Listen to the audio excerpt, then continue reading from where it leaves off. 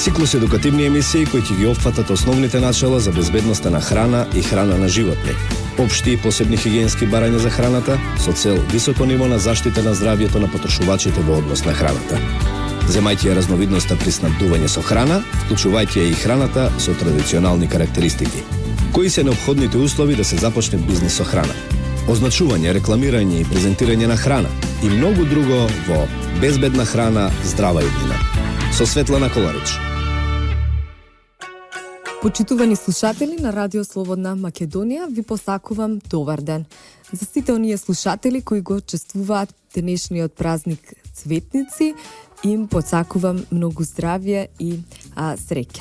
Денешната емисија издвоив една интересна тема, која што беше и дел од логото во најавата, односно ќе зборуваме за презентирање, рекламирање и означување на храна.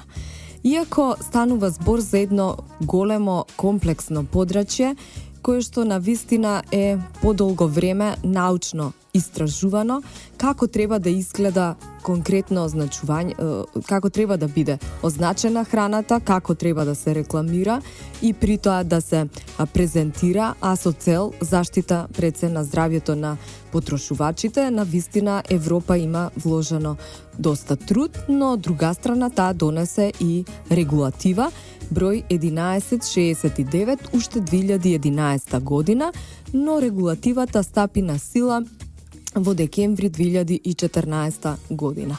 Како земја апликант или земја која што го потпиша договорот за стабилизација и асоциација со Европската Унија, пристапено е кон измена и дополна на Законот за безбедност на храна во месец мај 2015 година и веќе измените и дополнувањата или новиот начин на означување, рекламирање и презентирање на храна треба да започне на 29 мај сега 2016 година. Станува збор за едно комплексно уредено подрачје во кое што се опфатени сите оние задолжителни информации кои што треба да ги содржи една декларација, понатаму дополнителни задолжителни информации и исто така доброволни информации.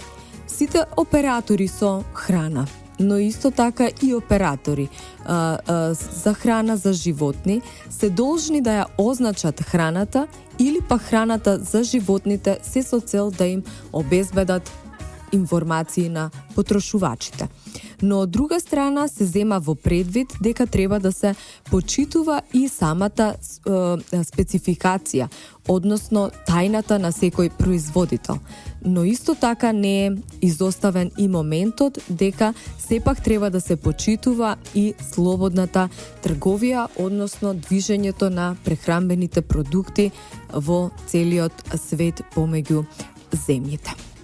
Означувањето, рекламирањето и презентацијата на храна, како и храната за животни, вклучувајќи го и нивниот облик, изглед, пакување, материјалот кој што се користи за пакување, начинот на кој што се подготвени, прикажани, како и информациите кои што се достапни преку сите медиуми, треба да бидат во согласност со декларацијата, со упатството за употреба и со начинот на чување. И при тоа не смеат да ги доведат потрошувачите во заблуда. Сите информации е потребно да се обезбедат се со цел за заштита на здравјето на потрошувачот, за заштита на интересот на потрошувачот, се со цел да се даде можност да се направи еден избор врз основа на тие информации и безбедно да се употреби секој вид на храна. При тоа се обрнува особено внимание на здравјето, повторно ќе го потенцирам, но и на економските, еколошките, социјалните и етичките фактори. Овие информации мора да бидат во согласност со одредени правила кои што ги носи Централната институција во Република Македонија, а се во согласност со правилата во Европа, односно Агенцијата за храна и ветеринарство. Правилата за информации кои што се поврзани со храната ги опфаќаат општите принципи за означување, презентирање и рекламирање на храна, понатаму општите и посебните барања за означување на различните видови на храна, но од друга страна го опфаќа и одговорноста на секој оператор со храна во однос на обезбедување на информациите со храна. При тоа, сите оператори кои што се вклучени или поврзани во системот со храна, мора да ги истакнат сите информации без разлика дали станува збор за финална или почетна фаза на производство на храна. Особено во оние фази на ланецот на производство за кои што се тие одговорни. Ова се применува на сите видови храна наменети за крајниот потрошувач, а тука се вклучени и прехранбените производи кои што се доставуваат од големите снабдувачи и прехранбени производи кои големите снабдувачи ги испорачуваат на помалите.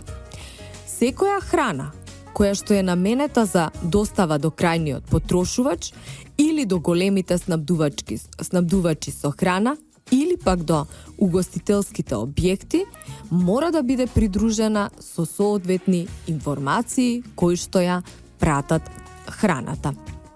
При тоа, ниту еден оператор со храна не би смеел во информациите лажно да ги наведе потрошувачите и при тоа да ги донесе во заблуда. Особено внимание треба да се посвете на природата на храната, идентитетот или потеклото на храната, својствата на храната, составот на храната, количината, рокот на траење, земјата на потекло, но исто така треба да се има во предвид и методот на изработка или производство. Понатаму, треба да се има во предвид дека не смее да се прикажуваат информации каде што ќе имаме додавање на својства на храната, а храната тие својства воопшто и не ги поседува. Дека храната поседува посебни карактеристики кои што се слични на прехранбените производи кои што ги поседуваат, особено со нагласување на присуство или пак отсуство на тие хранливи материи. Понатаму, не би смеело преку изглед, опис или пак прикажување преку слика некој составен елемент кој што е природно присутен во храната да биде заменета со различен составен елемент или пак со различна состојка.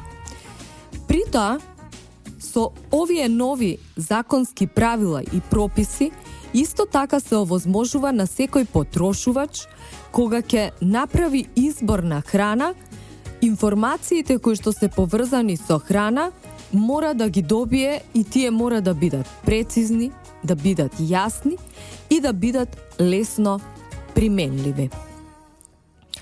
Но секако дека најголема одговорност за информациите поврзани со храна се на операторот со храна кој што ја произведува, ја пакува, ја увезува или пак ја става во промет храната и под чие име или пак деловно име храната се става на пазарот во Република Македонија. Операторот со храна кој што не влијае врз информациите поврзани со храна не треба да снабдуваат, доставуваат, испорачуваат или продаваат храна за која што знаат или пак предпоставуваат врз основа на професионалните информации кои што ги поседуваат како професионалци, дека храната не е во согласност со барањата за безбедност на храна. Исто така, операторите со храна во рамките на деловните активности кои што се во нивната контрола не смеат да ги менуваат информациите на означување кои одат во прилог на храната. Со со тоа што би сакале со тие измени да го доведат во заблуда повторно потрошувачот или пак на било друг начин да го намалат нивото на заштита на потрошувачите и можноста за крајниот потрошувач да направи погрешен избор. Во рамките на нивните деловни активности мора да обезбедат усогласеност со сите правила и прописи кои што се стапени на сила. Операторот со храна во рамките на своите деловни активности обезбедува дека информациите во врска со храната, која не е претходно спакувана, која е наменета за крајен потрошувач или за достава до големи снабдувачи, се пренесува до операторот со храна, која добива храната се со цел да се обезбеди давање на задолжителни прехранбени информации на крајниот потрошувач.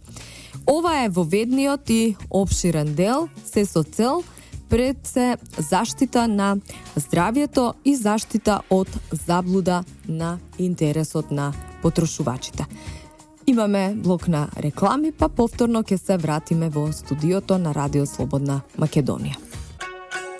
Продолжуваме со безбедна храна, здрава иднина, еден сегмент да имаме безбедна храна на нашата трпеза, а секако подобра иднина е пред се ако ги следиме правилата на означување, рекламирање и презентирање на храна, односно доколку овие правила ги следат од свој аспект операторите со храна кои што произведуваат, пакуваат, увезуваат, манипулираат со храна. А од друга страна пак овие информации поврзани со храна ќе бидат јасни, разбирливи, согласно законските правила и прописи, се со цел потрошувачот да направи свој избор за кој вид на храна ќе се одлучи и кој вид на храна ќе го има на својата трпеза.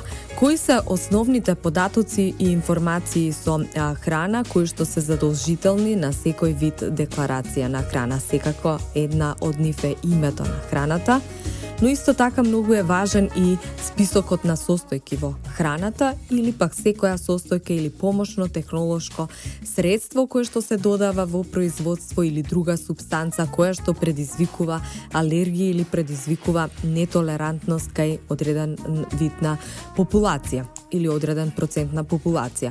Понатаму, количината на одредени состојки или пак категории на состојки, нето количината на храната, датумот или пак трајноста, минималната трајност на употреба, сите посебни услови за чување или пак услови за употреба, посебно условите за употреба пред консумација или после отварање на одреден вид на прехранбен производ. Земјата на потекло или местото на потекло, името на и адресата на оној кој што ја произведува, манипулира, пакува, дистрибуира или увезува. Упатство како се употребува соодветен вид на храна.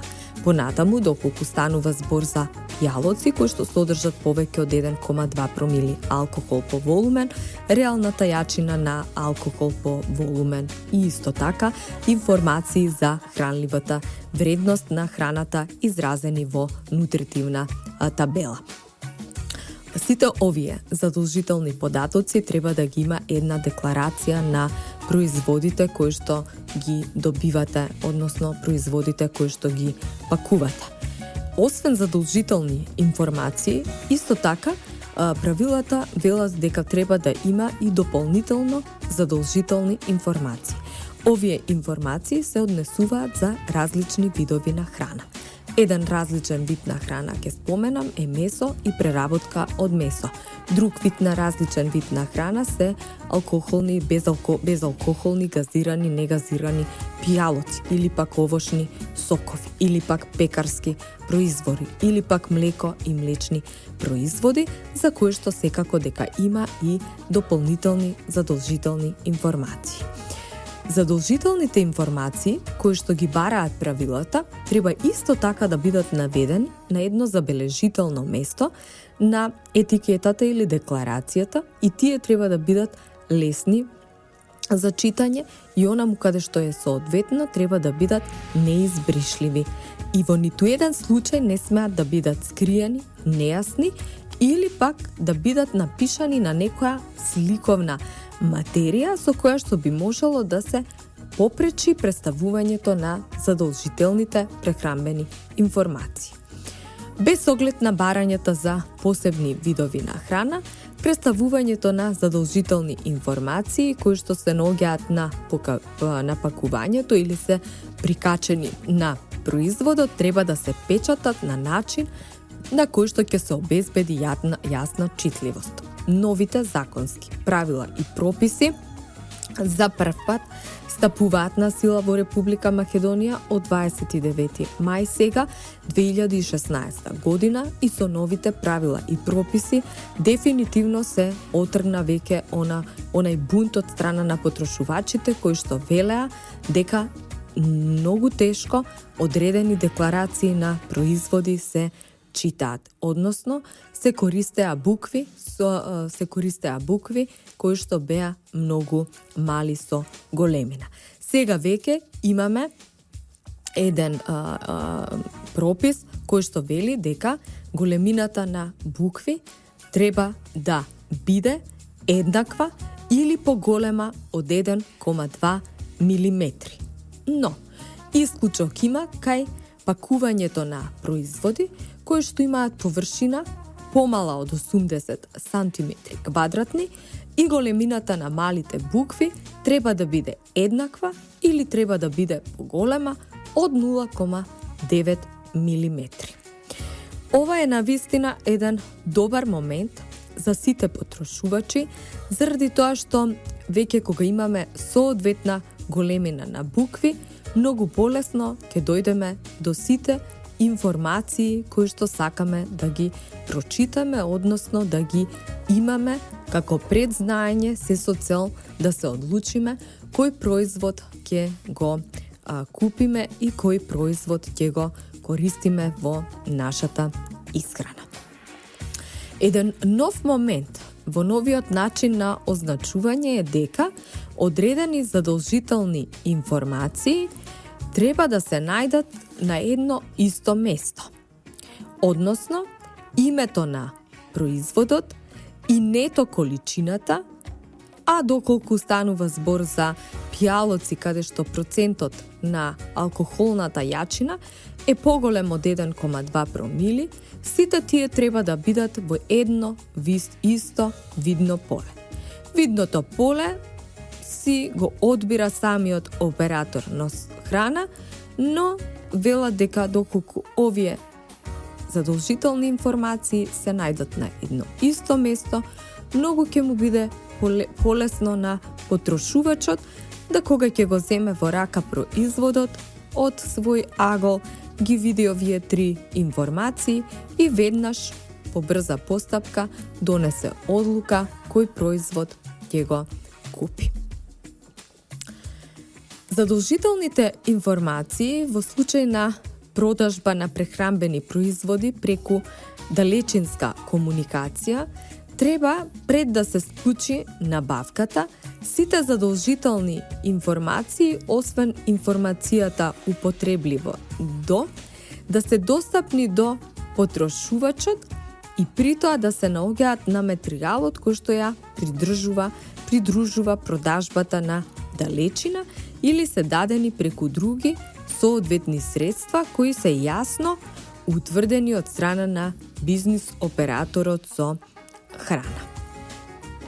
Во случај на прехранбени производи кои што не се претходно спакувани, а се понудени за продажба преку средства за далечинска комуникација, при тоа треба да се достапни на потрошувачот пред да се склучи договор за да се најдат на материјалот кој што ги придружува. Ке продолжиме повторно, времето е кратко, повторно е моментот за реклами, но знам дека сите овие денешни информации кои што ќе ги укажеме на потрошувачите ќе имаат големо влијание во изборот за купување на соодветен вид на храна. Означување, рекламирање и презентирање на храна. Името на храната честопати не треба да биде заменето со име кое што е трговска марка, име кое што е заштитено како интелектуална собственост, име на бренд или пак измислено име. Тоа е правилото број 1. Секоја чест на брендираната храна, на храната која што има име заштитено како интелектуална собственост или има измислено име или пак трговска марка, секако дека освен овие знаци, односно освен овој надпис, треба секако да го има и името на храната. Информациите кои што се наведуваат на декларацијата на секој вид на производ треба да бидат означени на македонски јазик. Списокот на состојки пак треба исто така да биде наведен со соодветно име кое што го содржи зборот состојки. Односно, треба да ги вклучува сите состојки на храната. И тоа треба да биде во оној опаѓачки редослед според тежина, како што е запишано во текот на производство на храната во производната спецификација. Од најтешкото према или најголемата тежина према онаа состојка која што е застапена во најмал процент. Состојките се назначуваат според нивното специфично име, а специфичното име пак е утврдено исто така со посебни правила и прописи. Меѓутоа, велиме дека треба секој вид на храна да има список на состојки како задолжителна информација, но треба да се земе в предвид дека има одредена храна во која што не би требало да ги има, нели, списокот на состојки. Секако дека кај свежо овошје и зеленчук, исто така и компири кои што не се излупени и сечени или на сличен начин обработени и слични вакви производи, не треба да има список на состојки. Понатаму, газирана вода, чиј што опис посочува дека е газирана, не бара да има список на состојки. Ферментирани оцети кои што се добиени само од еден основен производ, доколку при тоа не е додадена ниту една друга состојка, не би требало да има список на состојки.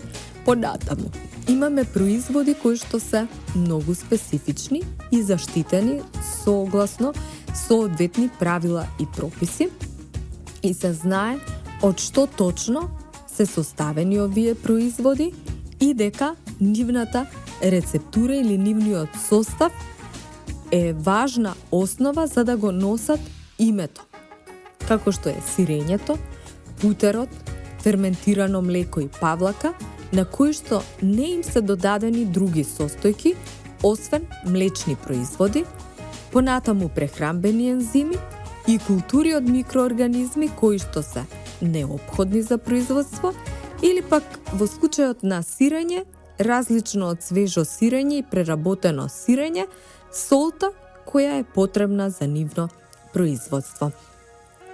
Прехранбени производи кои се составени само од една состојка, каде што името на храната е идентично со името на состојката, например сол. Во состојките кои што пак предизвикуваат алергии или предизвикуваат нетолерантност, треба да исполнуваат соодветни барања и ова се едни од новините кои што одат пред се во насока на заштита на здравјето на потрошувачите, а од друга страна се законско барање кое што стапува на сила од 29 мај 2016 година. Субстанциите или производите кои предизвикуваат алергии или предизвикуваат нетолерантност се наведуваат во списокот на состојки на декларацијата, но исто така, кога се наведуваат, треба да бидат јасно нагласени преку различни видови на форми, различна големина на букви, на бројки или различна боја на позадина, се со цел јасно да му укажат на потрошувачот дека тој производ содржи одредени состојки кои што можат да предизвикаат алергија. Во отсуство на список на состојки, Наведувањето на супстанци или производи кои предизвикуваат алергија или нетолерантност го опаќа зборот содржи, проследен со името на супстанцијата или производот. Како е, на пример, кај сирењето, ако имаме лактоза, тамо не би требало да се наведува списокот на состојки по опаѓачки редослед, но треба да го содржи зборот, значи да го опфати зборот содржи, проследен со името на супстанцијата. Кога неколку состојки или помошни технолошки средства ќе потекнат од супстанца или пак производи, кои што предизвикуваат алергија или нетолерантност, на означувањето јасно ќе се означи секоја состојка и секое помошно технолошко средство. Многу е важно дека сите овие правила и прописи важат и за храната во угостителските објекти, како и храната изложена за само послужување, храната во градинките, храната во кујните во болниците, понатаму храната во домовите за стари лица, храната во социјалните установи. Преку овој вид на означување се дава потполно право на потрошувачот да направи избор, а од друга страна да се заштити од оној вид на храна кој што би му предизвикал соодветна неподобна здравствена состојба. Како треба да биде означувањето на алергените и состојките кои предизвикуваат нетолерантност кај сите овие видови на оператори со храна кои што ги споменав? Многу лесно, изборот си го прави самиот оператор со храна, со истакнување на листата на алергени и состојки кои предизвикуваат нетолерантност на видно место во својот објект, каде што лесно секој потрошувач ќе може да ја добие бараната информација. Квантитативното пак означување на количеството на состојки кои што се употребуваат се бара кога состојките се појавуваат во име на храната, се нагласуваат на означување со зборови, слика или графика. И тоа е и основа за да се карактеризира храната, но и да се разграничи од производите со кои што може да биде помешана поради нејзиното име или пак изглед.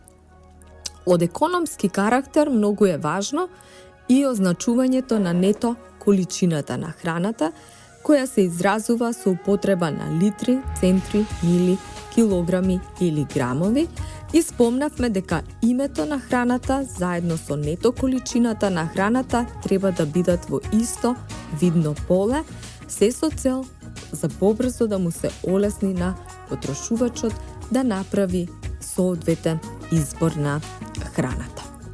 Во случај кога прехранбените производи, заради можноста да поддржат раст на микроорганизми и имаат висок степен на расипливост, е можно после краток временски период да представуваат директна опасност по здравјето на луѓето.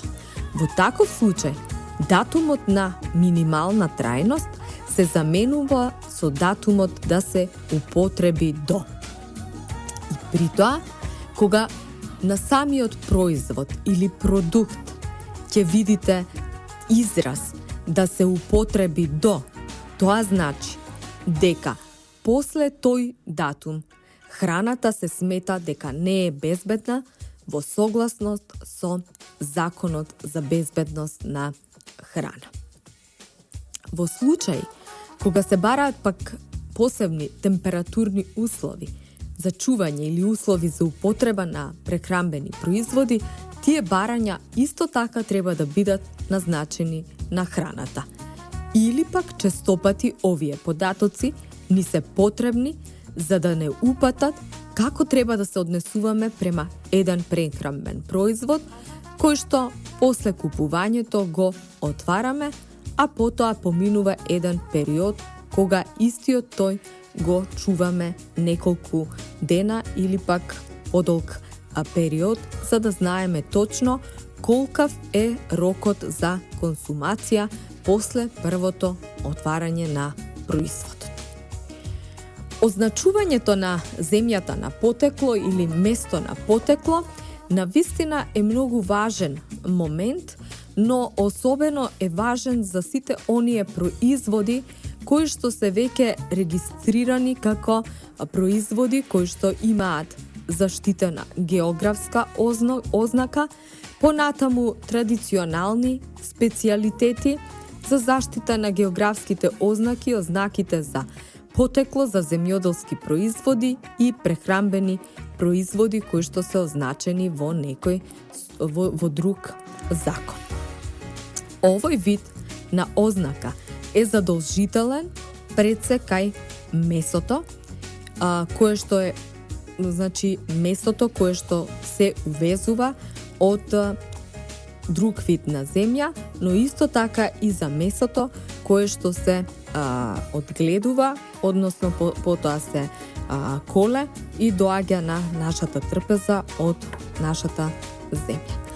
После рекламите се враќаме повторно во студиото на Радио Слободна Македонија. Продолжуваме со емисијата Безбедна храна, здрава иднина. Просторот во денешната емисија го издвоивме за означување, рекламирање и презентирање на храна. Ги спомнавме сите оние задолжителни информации со храна, меѓутоа и информациите кои што треба да се почитуваат при рекламирање и при презентирање на храна, но секако го спомнавме и новиот закон за безбедност на храна, изменет и дополнет во делот на означување, презентирање и рекламирање на храна, кој стапува на сила на 29 мај 2016 година, а е потполно усогласен со европската регулатива 1169, која што беше донесена во 2011 година, а стапи на сила во декември 2014 година. Спомнувавме кои се задолжителни информации треба да ги содржи една декларација или етикета на сите видови производи. Од друга страна зборувавме за задолжителни дополнителни информации, но исто така и за доброволни информации кои што на доброволна основа си ги избира самиот оператор за со храна. Во пред мојата емисија имаше една друга емисија за туризам, мислам, каде што се спомна кебапите во старата турска чаршија. Самата идеја ме потикна да спомнам дека секако многу важен сегмент во означувањето е секако во делот на месото, бидејќи станува збор за посебен вид на храна, а од друга страна пак имаме подготовки од месо, така наречени кебапи, кои што исто така треба да исполнуваат соодветни задолжителни информации. Односно, секој оператор со храна кој што подготвува вакви подготовки од месо, треба да има една соодветна технолошка спецификација и се надевам дека можеби во старата скопска чаршија технолошката спецификација е навистина перфектна и затоа имаме еден убав производ. Треба да знаат сите оператори со храна кои што подготвуваат или произведуваат мелено месо, подготовки од месо и производи од месо, дека во производството на мелено месо и подготовки од месо не смеат да употребуваат генитални органи од женски и машки животни, дека не смеат да употребуваат органи од уринарен тракт, раскавица на грклан, дишник и бронхи, очи и очни капаци, ушен канал, рогови, глава на живина, уши, подбратник и слично. Месото кое што може да се употребува за производство на подготовки од месо и производи од месо од животни се подразбира месо од домашни чапунгари, копитари, вклучувајќи ја крвта која што е дозволена да се употребува за исхраната на луѓето.